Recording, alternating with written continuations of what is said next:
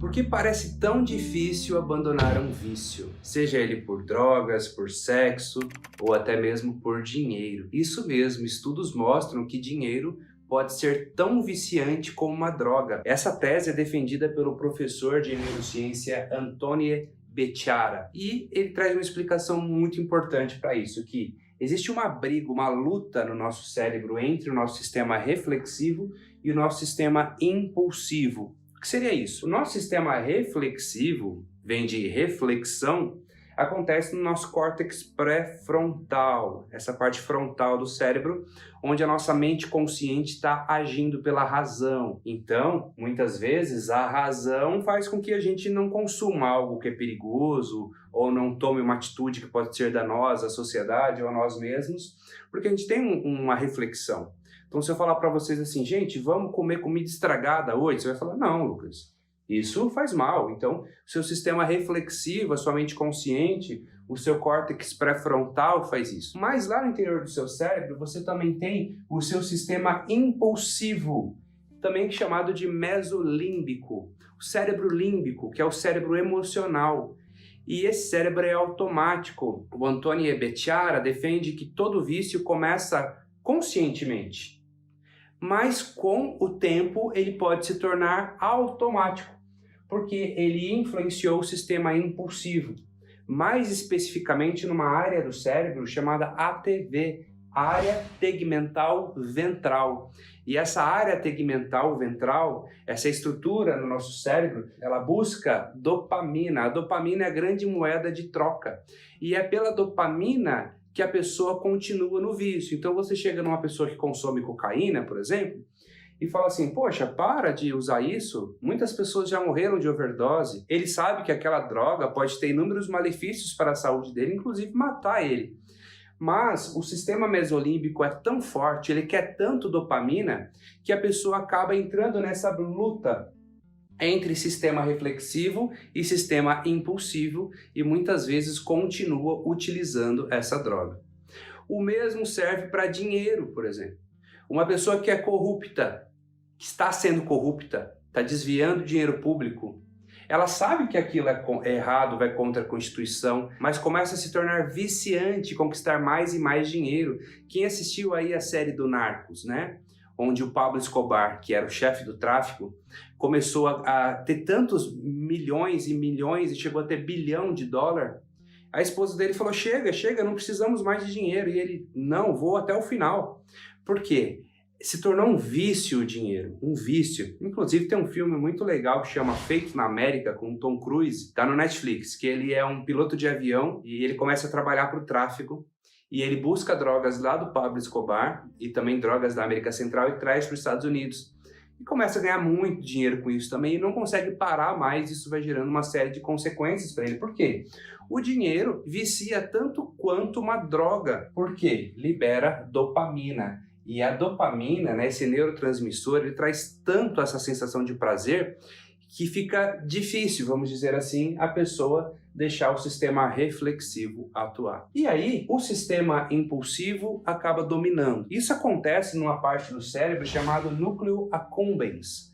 No núcleo accumbens é uma estrutura do cérebro que traz recompensa, que busca recompensa.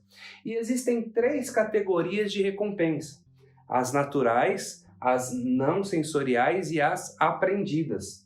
As naturais são aquelas que vêm a nós através dos 5 sentidos. Então, por exemplo, você gosta de fazer escalada, você gosta de andar de bicicleta, você tem uma recompensa com isso, não tem? Você se sente bem fazendo isso, tem uma recompensa natural. Sexo é uma recompensa natural, não é? Tem um prazer naquilo, através dos seus sentidos. As não sensoriais entram em drogas pesadas, que quando cheiradas ou inaladas, elas não passam diretamente pelos 5 sentidos, elas vão direto no sistema mesolímbico, no núcleo accumbens, e já libera dopamina. Estou falando não sensorial, não no sentido da droga, mas a droga ativa primeiro o sistema mesolímbico, e não os sentidos, como o sexo, por exemplo, que é sensorial, como fazer uma escalada, que é sensorial, não é mesmo?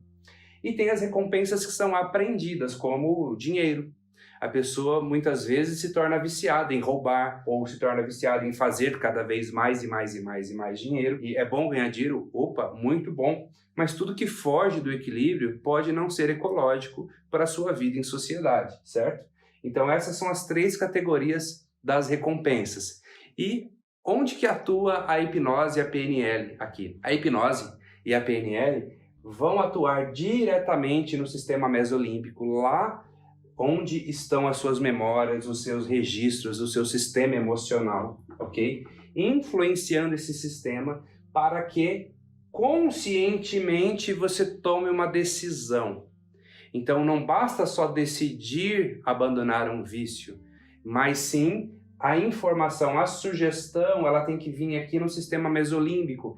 Por isso que entra a finalidade da hipnose, porque se eu falo com o seu sistema reflexivo assim, larga essa droga, você fala, poxa, não consigo. Mas se eu te coloco no estado diferenciado de consciência, onde o seu sistema reflexivo diminui a faculdade crítica, você entra num transe, você entra em ondas teta, em ondas alfa ou até delta, ondas profundas de transe, o seu sistema mesolímbico, que a gente chama, num linguajar popular, né, o subconsciente, vamos dizer assim, ele vai ficar aberto a receber essas sugestões.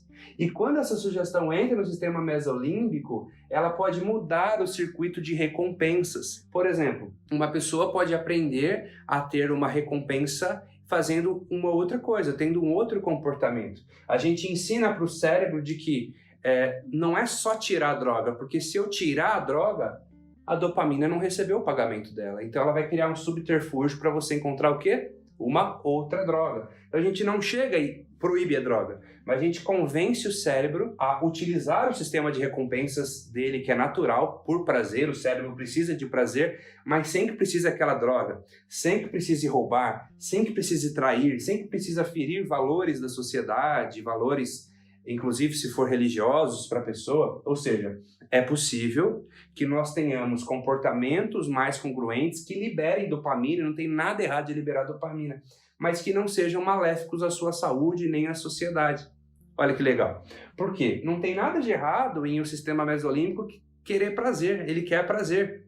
E se eu simplesmente tiro a droga de você, está proibido. Você talvez busque essa droga em outro lugar.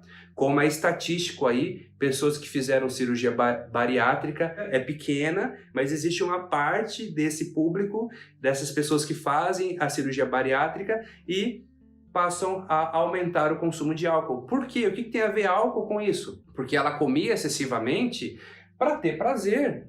Ninguém come demais para não ter prazer.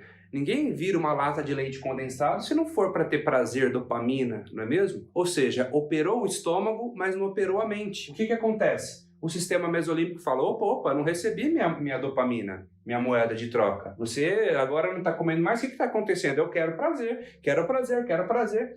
E a pessoa pode ser forçada a buscar esse prazer em outra atividade. Por isso que o acompanhamento terapêutico é muito importante, pois pode orientar a pessoa a buscar outro comportamento que dê prazer sem que precise ser aquilo. Por exemplo, quem já viu aí nutricionista receitando barrinha de alfarroba ou damasco para substituir o doce? Porque aquele alimento é saudável e você pode saciar à vontade, você engana o cérebro, gera dopamina, você sente o docinho, mas não precisa comer uma barra de chocolate, certo? Olha que legal. Vamos no seu dia a dia, não precisa falar de drogas pesadas, não. Você sabe que Coca-Cola faz mal, você sabe que fast food faz mal, mas aí por que você consome isso? Porque você está com muita vontade daquela coca, o seu sistema mesolímbico está pedindo aquele prazer. E talvez para você, tudo bem, tomar uma coquinha no final de semana, legal, é consciente isso, não é? Comer um fast food de vez em quando, tudo bem, não tem problema.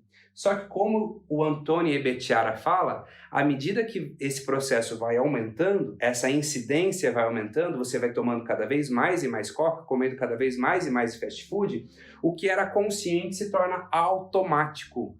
E o seu subconsciente, metaforicamente, eu uso esse termo, o seu sistema mesolímbico vai começar a pedir cada vez mais daquilo. Aí você vai encontrar pessoas que, quando você abre a geladeira delas, tem mais Coca-Cola do que água. Olha só. Há uma disfunção nisso. Então, eu estou explicando aqui neurocientificamente Onde que a programação neurolinguística, onde que a hipnoterapia pode atuar diretamente? Não no seu sistema reflexivo, mas no seu sistema mesolímbico. E ao atuar no seu sistema mesolímbico, a sua reflexão toma uma decisão. E é uma engenharia reversa. Você atinge primeiro o mesolímbico e depois o reflexivo. Porque não adianta só ter força de vontade e falar, eu vou abandonar esse vício, se o seu sistema emocional está impregnado daquele hábito. Faz sentido? Espero que vocês tenham gostado dessa reflexão que eu trouxe hoje, dessa aula de neurociência. Deixe seus comentários abaixo e eu te vejo no próximo vídeo. Um forte abraço!